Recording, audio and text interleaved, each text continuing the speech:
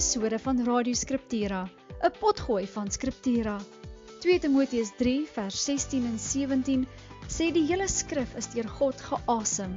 Die woord van God is voldoende om ons te onderrig in die waarheid, dwaling te bestry, verkeerdhede reg te stel en 'n regte leefstyl by ons te kweek.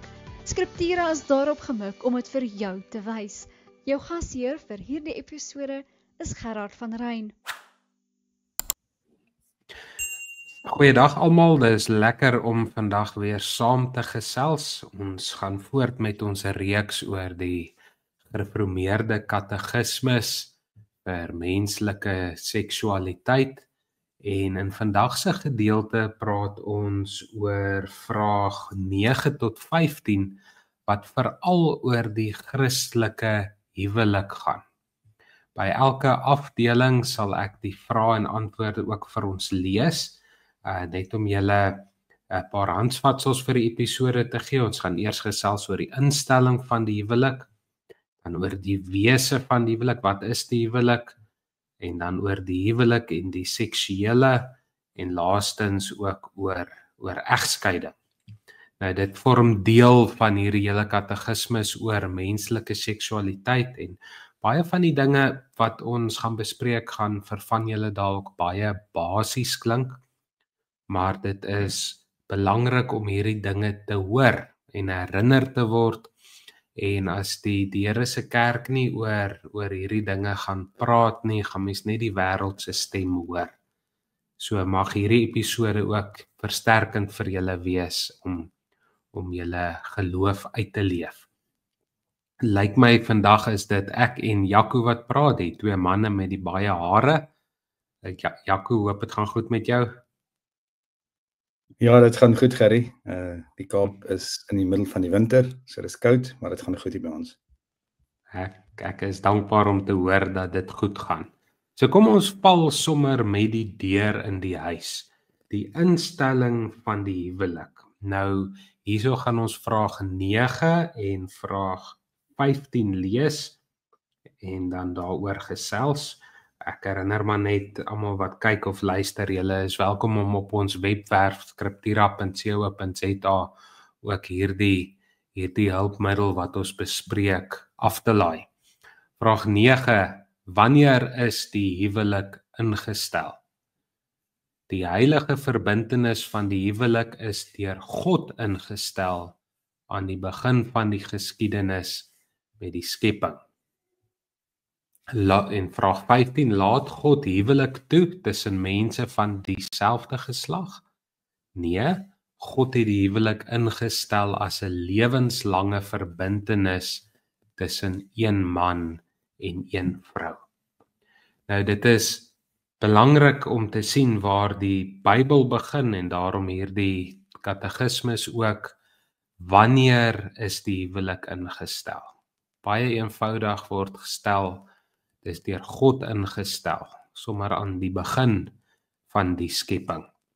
Nou baie mense sal dink die huwelik is iets wat mense uitgedink het, en dit is iets wat net daar is wat voordelig vir die mens is.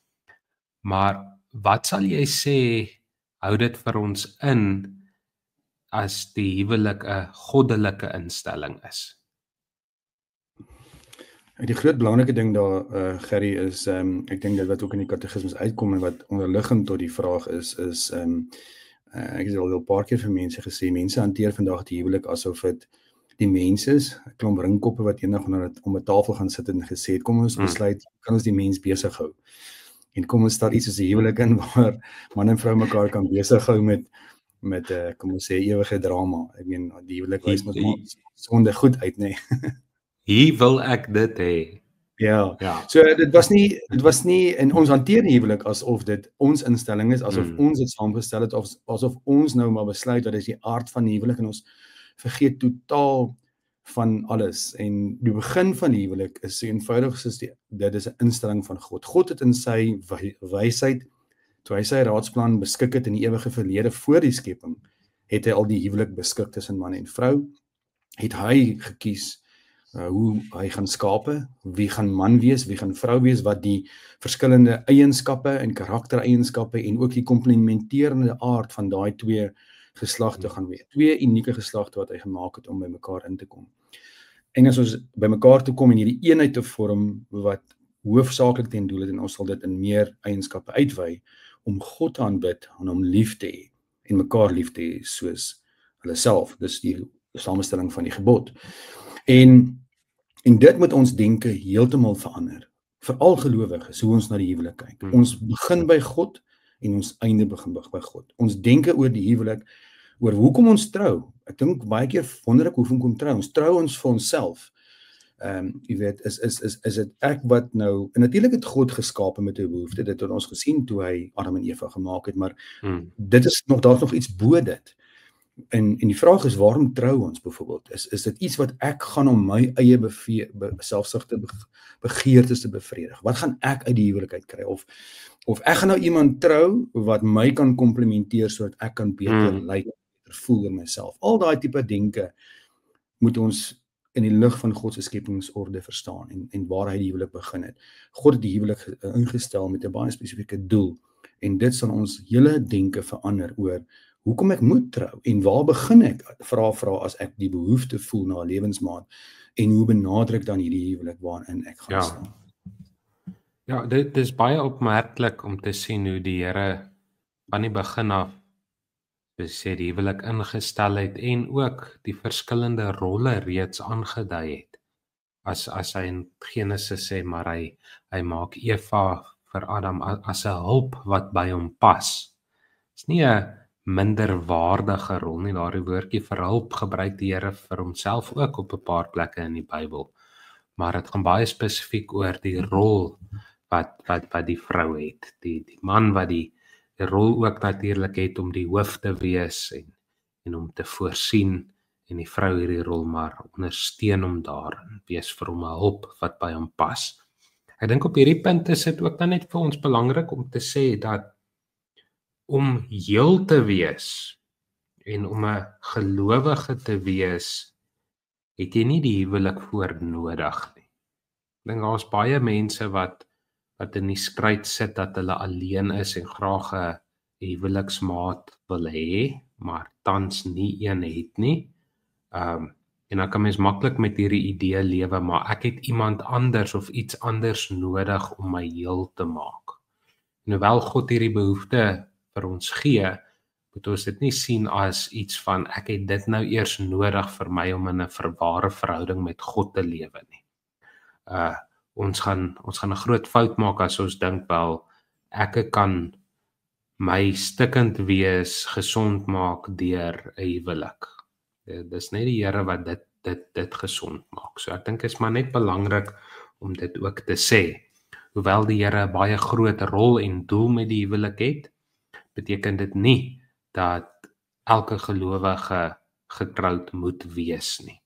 Ons lees byvoorbeeld in 1 Korintiërs 7 van iemand soos Paulus wat hierdie gawe ontvang het om alleen deur die lewe te gaan. So die huwelik nie deur mense ingestel nie, deur God ingestel. En dit bring ons dan tot by die volgende vraag, net voor ons by die volgende vraag kom, hoe mooi hierdie katekismes dan ook uitlig. Die huwelik is tussen 'n man en 'n vrou. Daar is nie plek vir meer mense in die huwelik as 'n man en 'n vrou nie.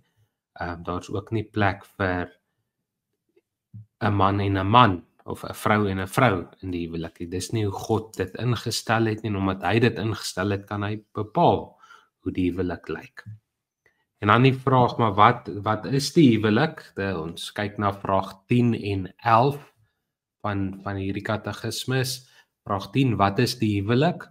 God het die huwelik ingestel as 'n lewenslange monogame verbondsverhouding tussen een man en een vrou.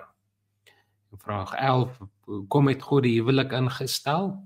Vir 6 redes. Eerstens, 'n man en 'n vrou is bedoel om saam te leef in opregte liefde en heiligheid en om mekaar getrou in alle dinge te help. Tweedens, die huwelik voorsien eggenote van die geskikte ruimte waarbinne hulle mekaar se fisiese en verhoudingsbehoeftes wat God aan hulle gegee het kan geniet. Derdens, deur die huwelik moet die menslike geslag voortgesit en uitgebou word deur die instelling van die gesin. Vierdens, die huwelik voorsien 'n struktuur wat die samelewing verryk en bydra tot sy ordelike funksionering. Vyftens, deur die huwelik brei God sy koninkryk uit, soos deur die liefdevolle toewyding van 'n man en 'n vrou kinders in die ware kennis en vrees van die Here opgevoed word. En sestens, die huwelik is ontwerp om die geheimenis van die verhouding tussen Christus en sy bruidskerk uit te beeld. Nou dit is 'n mondvol en ons bedoeling is ook nie om 'n kommentaar hier op die katekismus te gee, dat jy op die ou ende amper 'n katekismus op 'n katekismus het nie, maar om te kan vashou aan dit waarvoor God die huwelik ingestel het. God het die huwelik ingestel as 'n lewenslange monogame verbondsverhouding tussen een man en een vrou. Nou wat word daarmee bedoel? Ja, dit is 'n pragtige beeld wat Paulus vir ons dan in Efesiërs gee, nie, van die bruid en sy bruidegom, en ek dink dis die fondasie van al 6 hierdie punte, of 7 punte, hoeveel ook al hy noem, 6 punte wat hy noem. Dit is die fondasie. Net voor ek daarop verder gaan, wil ek net tog nog ietsie aan by die vorige deel wat ons baie belangrik is. 'n Groot implikasie van dat God die huwelik ingestel is dat regering en niemand mag oor die huwelik regeer en dit herdefinieer, soos ons vandag sê. Ja. Wat ek dink ook aansluit by hierdie punte wat ons hier genoem het van die karakter en die aard van hierdie huwelik. Selfs die kerk moet die huwelik as 'n verbondseenheid respekteer. Ek weet Kuiper het ons gepraat van in sy sweer soewereiniteit, die kerk en die regering en dan die familie, daai eenheid. So daar's 'n mate van oorvleuning wat daar gesag is, maar die Vader is die hoof van sy huis en hy is die priesterlike rol in sy huisgesin. En jy kan vir jouself vra baie mense vra waar die kerk begin, en dan sal baie vir jou sê op Pinksterdag toe die Heilige Gees uitgestort is. My gedagtes was die eerste kerk daar in die tuin van Eden tussen Adam en Eva. Daai verbondseenheid, verbondsverhouding wat daar gestaan het. Daar was die beeld van die kerk. Daar het die kerk begin. Daar was dit bedoel dat Adam en Eva kerk sou wees, verbondseenheid, verbondsgemeenskap, verbondsgesin sou wees. Kerk in die kleine, waar hulle 'n kinders sou hê, waar uit daai kinders sou voortkom. Maleagi 2 sê vir ons, en ek parafraseer so 'n bietjie, wat is die plan van die Here? Dat die man en vrou met mekaar sal kom, dat van sy gees in hulle sal woon en dat hulle 'n goddelike nageslag sal voortbring. Dit is die konsep van die tuin van Eden, en dit is ook die konsep van die kerk, en wat Paulus dan op 'n groter mate vir ons uitbeeld. So hierdie hele idee van bruid en bruidegom, wat 'n profetiese stem is van Christus en sy kerk, het al daar neerslag gevind in die tuin van Eden. Daar sou 'n driehoek in die tuin van Eden gewees het, man en vrou in verhouding met mekaar en in verhouding met hulle God, en wat in 'n totale verbondsverhouding gestaan het, getrou aan hom sou gewees, om hom sou lief gehad het, mekaar sou lief hê, en uit daai liefde vir hulle God, hulle redder, en vir mekaar sou daar kinders in liefde voortgebring gewees het, wat groot gemaak sal word in die vrees van die Here. Die aarde sal vul, weer verbondsgemeenskappe sal vorm, en dat hierdie kleiner verbondsgemeenskappe, as jy wil, deel is van die groot verbondsgemeenskap, God se bruid, sy kerk, waarmee hy 'n pelgrimspad hierdie wêreld sou stap. Dit is wat al hierdie 6 karaktereienskappe vloei uit daai verbondseenheid. Ja, dit is belangrik om te sien dat die huwelik en dan die gesin, as God dit sou gee, is belangrike boublokke vir 'n gesonde kerk en 'n gesonde samelewing. Ons sien hoe die samelewing om ons uitmekaar uitval, maar dan kan ons baie daarvan terugtrek na hoe gesinne uitmekaar uitval en uitmekaar uitskiet. En ons moet baie daarvan terugtrek na die mens wat nie hou by wat God sê nie, wat hy bedoel nie. Ek wonder byvoorbeeld baie keer, maar waarom sal 'n ongelowige nou enigsins wil trou? Daar's niks wat jou motiveer nie. Selfs wetgewing is deesdae van so 'n aard dat jy nie nou skielik hierdie reuse voordeel het wat jou beskerm in jou eiendom en besittings as jy getroud is, teenoor nie getroud wees nie. So omdat God die huwelik ingestel het, hou ons by wat hy sê, en dan so belangrik wat jy noem, wat ons in Efesiërs 5 kry, maar die huwelik moet die verhouding tussen Christus en sy kerk wys. En daarom kry ons ook byvoorbeeld 1 Korintiërs 11 wat sê, God is die hoof van Christus, en Christus is die hoof van die man, en die man is die hoof van die vrou. Daar is 'n spesifieke orde, en dis nie iets om oor ongelukkig te raak, dit is iets om ons vreugde in te vind. Want dit is gewoonlik wanneer ons wegbeweeg van hierdie orde en rolle af wat die Here vir ons gee, wat ons groot hartseer veroorsaak. So as die Here dan sê, die huwelik is 'n monogame verhouding, een man, een vrou, lewenslank, ons verbind ons aan mekaar. Ons sal later in die episode by egskeiding kom, en dat daar spesifieke redes is waarom hy die huwelik gee. Die hoofrede, soos jy genoem het, wat ek ook glo, wys iets van Christus se verhouding met sy kerk, maar in die huwelik gee ook hierdie veilige ruimte waarbinne ons mekaar bystaan, en hy gee ook die veilige ruimte waarbinne ons die seksuele uitleef. In 'n wêreld wat die seksuele dikwels iets goedkoop en maklik en selfs iets vuil maak, gee die Here in die huwelik die ruimte wat hy vir die seksuele bedoel het. So ek weet nie of jy daaroor iets wil byvoeg nie. Ja, ons gaan 'n bietjie nou oor die volgende punt meer in diepte praat, dan sal ek iets sê oor die seksuele daar sê, maar ek wil net iets nog byvoeg, wat uitvloei uit hierdie punte, die 6 punte, ek dink, en ek wil dit beklemtoon, dit is samelewing en ook godsdienstopvoeding en kerk. En hoe is samelewing, want ek dink as jy terugstap, in gesprekke waarin ek was die afgelope paar weke, is die groot vraag gevra, hoekom is ons samelewing so vervalle? Hoekom is jong mense so bandeloos, so immoreel, so rigtingloos, en wat is die antwoord? En so ek was selfs in kringe waar ongelowiges die vraag vra, en die groot antwoord is hier ingesetel, in die huwelik. 'n samelewing waar man en vrou bymekaar kom onder die gesag van God, in die vrees van die Here, hulle kinders daar binne groot maak, en daai kinders groot word in die vrees van die Here, onder die gesag van die Here, waar hulle goddelike dissipline leer, waar daar, so Spreuke sê, moet hulle nie die roede spaar nie, waar daar ook genoeg fisiese dissipline is, waar ons leer om te werk, waar ons leer om te gehoorsaam, waar ons leer dat arbeid ook in diens van die Here staan, en waar daai seun weer geleer word, ek is die volgende pa, ek is die volgende man, en waar daai dogter geleer word, ek is die volgende vrou, en wat is my roeping daar binne? Nee, en ek preek nou die naweek, daai moeilike teks 1 Timoteus 2, wat jy ook al deur gepreek het, 1 Timoteus 2 vers 9 tot 15, die rol van die vrou in die kerk, jy weet, daar's ook die hele idee van kinders en huwelik daar binne, en dit is 'n roeping, nee, vir man en vrou, en daar waar 'n kerk en hierdie promoveer na buite ook, en leer, en vir die samelewing wys, wat is dit, dat hierdie lig van die huwelik skyn. Soos jy weet, werk ek in Wesbank is 'n plek in die Kaapse vlakte, daar sien ons gebrokenheid, kinders wat sonder 'n pa groot word, op straat groot word, gebrokenheid op 'n vlak wat ongekend is en groot is, en daai samelewing, ek het baie vir die kerkraad al gesê, die hoop vir daai samelewing is gesin in 'n kerk, is 'n langtermynprojek waar ons weer gesin bring terug by die Bybel, en waar daai kind leer wat dit is, sodat hy die volgende pa en 'n volgende ma kan wees, en dit is hoe 'n samelewing regtig groei en gesonde samelewing is. En dit spoel oor na skole toe, dit spoel oor na universiteite toe, dit spoel selfs oor na regering toe. Ongelukkig sien ons die regering, soos in die vorige punt gesien, dit vraag 15, kom speel nou in ons huwelike in, vertel selfs vir ons hoe ons huwelike moet doen, hoe ons kinders moet grootmaak, hoe ons kinders moet opvoed. Ja, dis hartseer dat dit vir baie regerings eerder oor beheer gaan, as dat dit vir hulle gaan oor om die roeping uit te leef wat God hulle opgelê het.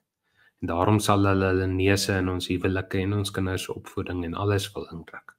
Maar dit daar gelaat, dis 'n gesprek en episode vir 'n ander dag. Dan verder oor die huwelik en die seksuele, want die huwelik is regtig hierdie veilige ruimte wat God gee. Ek dink dis die grootste vreugde om om hierdie ruimte te hê van hier is iemand wat God aan my verbind het. Iemand voor wie ek regtig weerloos kan staan, met baie dinge natuurlik. En hier is iemand wat die Here vir my gegee het om die seksuele ook te geniet. Net vraag 12 dan vir ons lees, laat God seksuele intimiteit buite die huwelik toe? Nee, glad nie. Die skrif leer dat die huwelik die enigste aanvaarbare ruimte vir seksuele gemeenskap is. Verder roep God ons tot 'n kuis en ingetoe lewe, sowel binne as buite die huwelik. Dis wat ek so baie van hierdie katekismes hou, is dat dis 'n nasê van die woord op baie plekke. Op baie plekke kan jy lees en sien hierso word die skrif gebruik en aangehaal en toegepas. So baie belangrik, veral in vandag se wêreld, as ons 'n antwoord soek ook op die stikkende samelewing is, maar kyk maar na die seksuele ook. Kyk waarvoor het God dit bedoel en vir waar het hy dit bedoel. En dit is weer eens deel van ouers se roeping. Nou, dis ongemaklike gesprekke soms, maar lewe daardie roeping uit. Leer jou kinders. Natuurlik kan jy jou kinders nie leer as jy nie daar is nie. Dit is een van die groot uitdagings in Suid-Afrika is die hoeveelheid kinders wat sonder 'n pa groot word. En baie van hulle sonder 'n ma ook. So met die huwelik sê die Here, hier is die ruimte vir die seksuele. Die seksuele gaan op die einde ook oor aanbidding van God. Dit gaan nie oor jouself nie, dit gaan nie oor wat jy daar uitkry nie. In elk geval as jy dit so in jou huwelik gaan benader, as jy net op jouself gaan fokus, dan gaan dit ook tot 'n klomp ongelukkigheid lei. So nou sê dit God vir ons wel, hier is die ruimte wat ek vir julle gee vir die seksuele. Want ons moet eerlik wees, dis hoe God ons gemaak het. As seksuele mense, en ons moet dit nou nie probeer wegvee of sê wel, ons moet dit dan die hele tyd net amper wegplig daarvan nie, maar ons moet dit gebruik in die ruimte wat God daarvoor gee. En ek dink hier kan luisteraars en kykers dalk maar net weer gaan luister in ons reeks oor die huwelik ook, waar ons episode daaroor gehad het. Ja, Gerrie, hier's 'n paar hele gedagtes wat ek hier graag sal bymekaar wil bring. Ek dink, en kom ek begin net eersins daar. Die mens is nie 'n dualistiese wese soos wat die gnostici gemaak het nie. Gees een kant en materie aan die ander kant. Materie is sleg en die gees is goed nie. En dit is die een uiterste. En die ander uiterste wees is die mens is net 'n fisiese wese. En hy moet hom absoluut uitleef in sy eie fisiese begeertes en hy sal daarin vervulling kry. Jou vervulling op aarde lê daarin hoe baie jy jouself fisies kan sukkel vir Afrikaanse woord, immerse, engage in hierdie wêreld. Met ander woorde, hoeveel jy kan consume van hierdie wêreld fisies sal jou geluk lê. Nee, so jy vergeet van dat God jou 'n siel, liggaam eenheid gemaak het. Dieselfde in die ander uiterste wat die gnostici gesê het, nee, materie is sleg, so al wat belangrik is hierdie mistiese benadering tot die mens. Met ander woorde, selfs die seksuele, en daar is ouens wat vandag foute maak, ek het al boeke gesien, wat hierdie seksuele intimiteit so verromantiseer, dat jou verhouding met Christus amper 'n seksuele verhouding word, en dis hierdie ander uiterste, dis totaal verkeerd. Maar God het die mens gemaak as 'n siel, lewende, na hy die lewensasem hom geblaas het, sê die mens het 'n lewende siel geword, dis liggaam, siel, eenheid. En so as ons seksueel intiem, ons kom ek begin eers daar, ons liggaamlike genietinge staan nie buite God nie. As ek en jy braai vanaand en ons het lekker tyd saam, is dit deel van God se gawe en daar is 'n stuk van God se werk ook daarin vir my en jou om dit te geniet. En die rede hoekom ons dit geniet uit 'n Bybelse wêreldbeeld is, God het dit gegee, dat ek en jy, as ons nou vriende is, ons braai vanaand saam, ons het fisiese genot, dit geniet binne in God se beskikking en genadegawe selfs vir die mens. En die huwelik seksualiteit speel daar binne ook af op dieselfde manier en nog groter, dat die intimiteit speel binne hierdie verhouding wat ons met Christus en sy kerk het af. Daarom gebruik die Here byvoorbeeld in die Ou Testament dat as Israel ontrou was, dan sê hy het gehoreer soos 'n afvallige vrou agter 'n man aan of andersom. So ons eenheid, ons seksuele eenheid is baie dieper en groter. En Paulus skep daai beeld in Korinte waar hy sê as jy jou as jy intimiteit het met 'n ongelowige, dan is dit asof jy jou liggaam selfs gee vir demone. Jy weet jy verbind jou aan die werke van die duiwel. So daar's 'n baie dieper verbintenis in die seksuele intimiteit as net bloot die genot van die oomblik, as ek dit so kan noem. Ons moet dit benader binne in daai orde wat die Here gegee het. En ook dat die Here dit bestem het, soos jy tereg sê, vir hierdie komplementering, vir persoonlike verbintenis en opbou van ons self, maar ook van liefde gee, liefde ontvang, ook dan vir die voortplanting ensovoorts. So as ons intimiteit benader losstaande van God af, dan raak die menslike liggame objek vir my gebruik, vir my genot. En dit was nie wat seksuele intimiteit bedoel was nie. Dit was bedoel tussen die man en die vrou, wat God ingestel het in die huwelik. En daarom is seksuele intimiteit buite die huwelik, dat ek meer as een seksuele maat het, so 'n sonde. Ons sonde teen die liggaam, sê Paulus. Hy sê iemand wat seksuele sonde pleeg sonde teen die liggaam, omdat die liggaam die tempel van die Heilige Gees is. So ons sien definitief soos Paulus ook praat van daar's 'n groot misterie wanneer 'n man en 'n vrou bymekaar kom en hoe die seksualiteit ook daarin uitspeel. Die belangrike punt is ons kan dit nie losstaande van God benader nie. Ons moet dit in die lig van dit sien. Anders raak dit iets wat ons misbruik en dis waar seksuele misbruik ook dan vandaan kom. En waar seksuele misbruik selfs in die huwelik kan ook plaasvind, waar jy bloot absoluut op jou eie gefokus is vir jou eie genot en jy vergeet van die hoekom die Here jou in die huwelik gesit het, selfs binne 'n seksuele intieme verhouding. Ja, oor daardie seksuele sondes, jy het nou verwys na 1 Korintiërs 6. Weet julle nie dat julle liggaam ledemate van Christus is nie? Wie sal 'n ledemaat van Christus vat en hom deel van 'n prostituut maak? So baie belangrike waarskuwing ook, maar die herinnering, die huwelik is die plek wat die Here vir die seksuele gegee het. En dit is iets om aan vas te hou. Ons kan ook nie self daaroor besluit nie, want weer eens God sê wat die huwelik is. Gerrie, kies ek onderbreek. Ek net 'n gedagte by sit. Dit mag vir ons snaaks klink as mense dit sê, maar intimiteit is ook aanbidding. Ja. Paulus sê, wat ook al julle doen, of julle eet, of julle drink, of julle wat ook al doen dit tot eer van die Here. Dis die definisie van aanbidding. So intimiteit is aanbidding. So ek dink dit gaan ons 2 keer laat dink, hoe benader ons intimiteit. Dit is ook, ons doen dit voor God, coram deo, in die aangesig van God. Ek is nie vir daai oomblik afgesny van God af nie. En natuurlik werk hierdie ding snaaks in ons kop nie, maar as we nou teruggaan na die sondeval toe, Adam en Eva was skaam vir mekaar se liggame. So ons skaamte oor seksuele intimiteit voor God vloei uit die sondeval uit. Dis nie vir God 'n probleem nie. Hy het dit mooi gemaak, hy het dit wonderlik gemaak. Ons skaamte daaroor en om te dink maar, hoe kan seksuele intimiteit aanbidding wees? Dit clash 'n bietjie in ons brein. Vloei uit die sondeval uit. Maar dit is 'n aanbiddingsdaad, want wat ook al jy doen, of jy eet, of jy slaap, of jy drink, wat ook al jy doen dit tot eer van God. So seksuele intimiteit moet ook tot eer van God wees. Ja.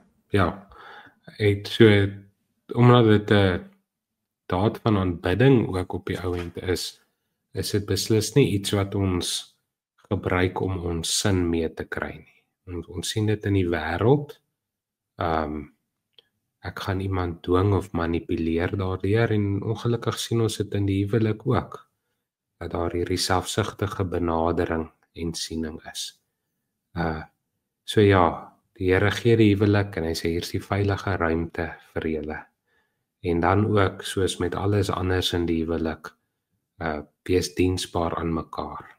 Dis waar daardie gedeelte in Efesiërs 5 begin. Wees onderdanig aan mekaar.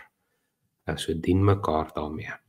Kom ons gesels dan so 'n laaste paar oomblikke ook dan net oor egskeiding. Dis vraag 13 en 14 in hierdie katekismes. Vraag 13, wat is die Christelike posisie oor egskeiding? Aangesien man en vrou deur die Here saamgebring is, mag niks in hierdie lewe hulle skei nie. Is daar dan nie Bybelse redes vir egskeiding nie? Die skrif laat egskeiding toe in onversoenbare omstandighede van egbreek of trouelose verlating. Hier is egter uitsonderings tot die algemene reël om nie te skei nie. Dit is interessant die uitsonderings wat die Here gee, wat ons nou hier het, as jou huweliksmaat ontrou was, egbreek gepleeg het, dan kan jy skei, daar's nie 'n bevel dat jy moet skei nie, of die ander uitsondering wat ons kry ook in 1 Korintiërs, as 'n gelowige met 'n ongelowige getroud is en die ongelowige wil skei, dan maak die Here hierdie toegewing. So, waarom sal die Here so ernstig oor egskeiding wees, sal jy sê? Gerrie, toe die ding op die skerm kom, toe dink ek aan alles wat ons gesê het tot op hierdie punt. Ja, As jy alles in ag neem wat ons gesê het tot hierdie punt, dan hoor jy God haat egskeiding. Hy sê dit in sy woord. Hy haat egskeiding. Want dit is so radikaal teen sy plan, so radikaal teen sy wese. Ons moet teruggaan na God hieroor. Om te skei is om te sê wat God gemaak het is 'n fout, is verkeerd. Om te skei is om onsself as God aan te stel oor die huwelik. Om te skei is om die mooiste uitdrukking van God se verhouding. Onthou, God het 'n verbondsverhouding in sy drie-eenheid ook. En huwelik is maar, ons kan dit nooit regtig direk vergelyk nie, want God is oneindig teenoor ons. Maar dit was 'n uitdrukking van sy verbondsverhouding, die man en vrou wat in liefde met mekaar sou leef. Adam en Eva sou in hierdie eenheid van liefde gebly het, absolute liefde wat 'n toonbeeld van sy lig en sy heerlikheid sou wees, in afhanklikheid van hulle God, daai driehoek, né? Om te skei is om dit totaal te breek. Dit is om totaal teen God absoluut te rebelleer. En dis wat Adam en Eva gedoen het. Adam en Eva het op 'n manier, as jy wil, geskei ook, daar waar hulle gesondig het. Want Adam moes sy vrou beskerm het. Hy moes daar ingetree het in daai verbondsverhouding. Hy was daar. Hy moes vir Eva gesê het, nee, ons het 'n goeie Vader wat hy sal nie vir ons lieg nie. Dit wat hierdie leenaar vertel is 'n leuen. Eva moes daar onderdanig gewees het in haar huwelik aan haar man en geluister het en hom gevolg het en hulle moes saam by God gebly het. So egskeiding is om daai te breek. Dit wat God bestem het reg van die begin af. En op vele terreine, natuurlik intimiteit, as ons gaan buiteegtelik optree, 'n derde party inbring in ons huwelik in daai een driehoekseenheid as jy wil. Al hierdie goede staan radikaal en is rebellie en God haat dit. En hy toegewings gemaak bloot omdat om buiteegtelik op te tree so radikaal is ook teen hierdie verbondsverhouding wat hy ingestel het. Dat dit, as jy buiteegtelik lewe en gaan vanuit die huwelik, dan verbreek jy daai verbond, daai huweliksverbond. En dan daarom sal die Here sê, ons moet net regstel ook hier, Gerrie, ek dink jy het dit half gesê, die Here sê nie, moet nie, die Here sal altyd begeer, dat daar selfs daar herstel sal wees, en ek glo hy sal self daar genade regtig gee. As twee partye kom kniel voor hom en sê, hierdie verskriklike ding gebeur, ons is so jammer, ons wil graag hierdie huwelik red, help ons, wil ek regtig glo uit God se hart van die belangrikheid van die huwelik, dat hy vergewe en hy sal ook daar wil herstel. Maar, as dit nie kan plaasvind nie, dan is daar die party teenoor wie die sonde gepleeg is, kan aan die egskeiding wel voortmee sit. En dan na verlating wat jy genoem het. Daar's natuurlik 'n ander moeilike kategorie wat soms ook opkom, en ek wil dit nie as 'n derde kategorie noem nie, want die Bybel praat net van die twee, maar waar die verbondsverhouding ook in gedrang kom, is waar daar regtige fisiese mishandeling op die vlak van moord plaasvind. Jesus het gesê, as jy vir jou naaste sê, jou idioot, dan pleeg jy moord. En as daai mishandeling vir jare aanhou, tot so 'n punt dat jy daai ander persoon vermoor het. Maar ek glo hierdie gedeelte kort baie aandag in ons kerke en moet geskied onder van die kerkraad. Nee, ek het diep nagedink oor hierdie onderwerp toe ons vanoggend. Daar word vandag te vrylik geskei. As jy trou, nee, dan moet die huwelik in die, ekskuus ek so 'n bietjie langer praat, maar ek dink dis tog 'n belangrike punt hier. As ons trou ons in die kerk. Ons trou voor God en sy gemeente. Die sleutels van die koninkryk is aan die kerk gegee onder die leiding van die kerkraad. En as jy getrou, dan vind daai verbintenis, die sleutels van die koninkryk, daai verbintenis in die naam van die Here voor God en sy gemeente plaas. Hulle is die getuienis van daai huwelik. Die ontsluiting van 'n huwelik. Niemand mag dit skei nie. God sê dit. Wat hy met mekaar gebring het, mag niemand skei nie. So jy kan nie sommer net in privaat gaan besluit, ek skei nou nie, vir wat ook al redes nie. Die regte pad vir 'n Christen is om na sy kerkraad toe te gaan en sê hier's 'n groot probleem. En ek dink hier faal kerkrade ook. Jy moet 'n lang pad stap met daai gesin. En die dag as dit regtig by die punt kom, dan moet die kerkraad ook adviseer, mevrou, meneer, ons kan jou nie meer dwing om in hierdie huwelik te bly na die graad van mishandeling wat al hier plaasgevind het nie. Maar daar's nog baie dinge tussenin, hè. Ek meen, trek uit, bly apart vir 'n rukkie en soos my. Ek wil dit net hier insit want dis op die gebied waar ek dink egskeiding so groot in die kerk is. Baie deesdae is mos gaan jy hof toe en sê iets hierdie ouens wat sê mantra deesdae van hy's 'n psigopaat. Ja, psigopaat is 'n misbruik. Narcis. Narcis of 'n psigopaat. Hy het miskien een keer kwaad geword en my gevloek of sy het een keer kwaad geword en my vloek. Hy's 'n narcis en okay, ek gaan hof toe, hy's 'n narcis, ek wil skei. Want die definisie van narcisme en psigopaat het so afgewater geraak. Maar so op hierdie gebied is die egskeidingssyfer in kerke 50% en moet ons aandag gaan gee. Ja, ek dink jy lig ook uit hoe belangriker dan is om waarlik deel te wees van die kerk. Ja. En om mee te leef. Ja. Want soos jy sê die kerk en die kerkraad het 'n groot roeping, maar baie keer hanteer mense die kerk en die kerkraad, die predikant, maar net as hulle moet maar nou net 'n rubberstempel sit op wat ons self reeds besluit het. Ja. So dit is belangrik dat leer ons. Net ietsie ook. Dieselfde getuienis wat getuienis is van jou huwelik, moet die getuienis wees van die egskeiding. Jy kan nie privaatheid gaan skei soos jy wil nie. Daai gemeente wat ook die getuienis was van jou huwelik, moet ook kennis dra daarvan. Hulle moet verstaan. Baie keer hoor mense net, hier skei twee mense, hulle weet nie eens wat aangaan nie. Die kerkraad weet ook soms nie. So, na my mening dink ek twee gelowiges as daai egskeiding kom en dit moet kom oor mishandeling, moet dit plaasvind in die konteks van die kerk en in die konteks van jou kerkraad wat kan sê ons gee ons stem in tot hier toe. Ja, jy het nou verwys na die sleutels van die koninkryk. Ons bely in die katekismes, dis die verkondiging van die evangelie en die bediening van die kerklike tug. So die Here gee vir sy kerk 'n groot roeping oor huwelike. En dit gaan nie daaroor om in mense se huwelike in te dring nie, maar dit gaan daaroor om te sê maar hierdie is wat die Here wil hê. Nou soos julle kan hoor, kan ons nog baie lank oor hierdie gedeelte gesels, hierdie onderwerp gesels.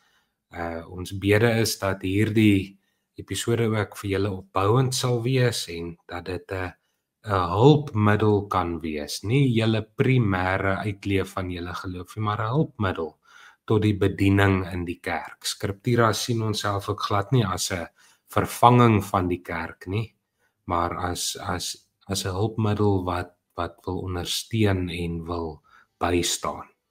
Mag julle almal 'n wonderlike dag of nag hê, wanneer ook al jy hierdie episode kyk of luister, en dan gesels ons volgende keer weer verder saam. Totsiens.